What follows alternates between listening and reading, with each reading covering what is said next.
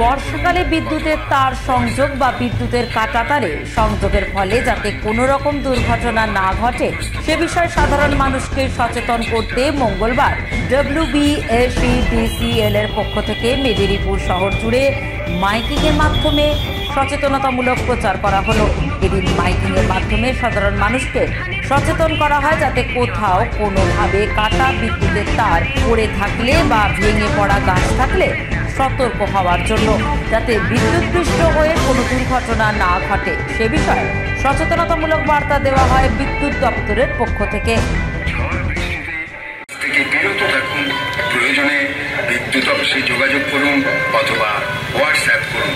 খেয়াল রাখবেন, বিদ্যুতের লাইনকে যে কোনোভাবে ক্ষতিগ্রস্ত করা অথবা ক্ষতির চেষ্টা বেআইনি এবং শাস্তিযোগ্য অপরাধ। অনেক সময় এক ঘর থেকে অন্য ঘরে বিদ্যুৎ নিতে বাড়ির উঠানের উপর দিয়ে তার টেনে নেওয়া হয়। এই বিদ্যুৎবাহী তারে ভুলেও ভেজা জামা কাপড় শুকোতে দেবেন না, এতে কিন্তু প্রাণঘাতী দুর্ঘটনা ঘটতে পারে।